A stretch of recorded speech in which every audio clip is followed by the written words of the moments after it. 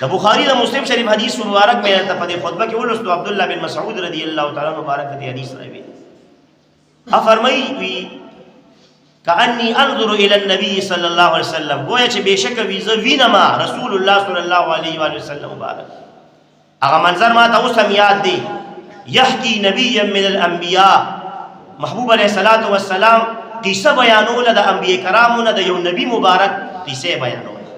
صحابه کرامو ته د نبیانو قصې بکولې سابقه چې کم تیر شوي دي علیهم السلام نو د یو نبی مبارک حکایت بیانو قصه بیانولا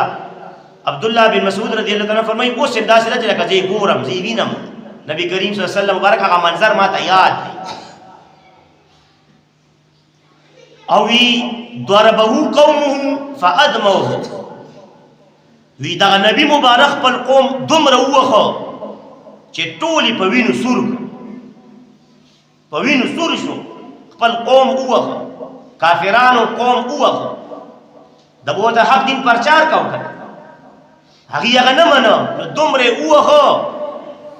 چې په وینو باندې سور کو له لهانه نبی مبارک ته ګورا دا ایمان ته ګورا دغه شان ایمان پکار دي رب الجلال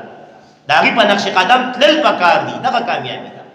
نبی مبارک څه کوي داغه دور فهو يمسح الدم عن وجهه هغه د خپل مخ مبارک نه ویني پاکي لګیا دي ویني پاکي هغه نبی عليه السلام مبارک داغه دور ويقول او دسوي په خلیص دي په جبا رب اغفر لي لقومي فانهم لا يعلمون اے دما پروردگارا بهانه او کزما دي قوم ته بشک دوی نه پويږي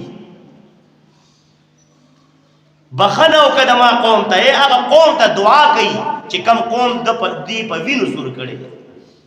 دې ته وی ایمان دې ته وی صبر دې ته وی توکل علی الله پس وینو سور دی خو خیره نه کوي خپل قوم ته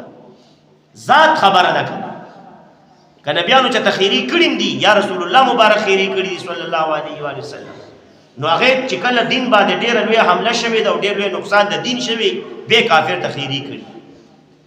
خو ذات د پاره چرته نبیانو خیری نه دي کړی د ذات د پاره نو دی نبی مبارک خو دې د بدن ټول په وینو سور دي ته نقصان او رسید کنه تکلیف نو دی هغه ته دعا کوي خپل قوم ته دې ته صبر وای دعا ورته کوي رب ذل جلال ته چې الله بخنه زما قوم ته وکا فإنهم لا يعلمون بشک دې نه پوي کدی پوي نه زبې والم زبې په وینو سور کولم اورم کولم دا قصه ولي رسول الله صلی الله علیه و وسلم مبارک امتیانو ته کوي سره پاره کړي دا ولي په بخاری او مسلم کې دا حدیث موجود څه مقصد ته تاسو واپس څه سبق هم تاسو دا چې په وینو سور شي سور او دومره تکلیف د لاسو در کی نو اعلی اخلاق دادی چې ته هغه ته دعا وکړي خیره به متنه بدل غستر کولري خبر دا خيستا اخلاق دادي ښه اخلاق دادي او چې ته مرتبه د ایمان او د اخلاق ودان موږ دا سې کوو زموږ ورسره ګډوډ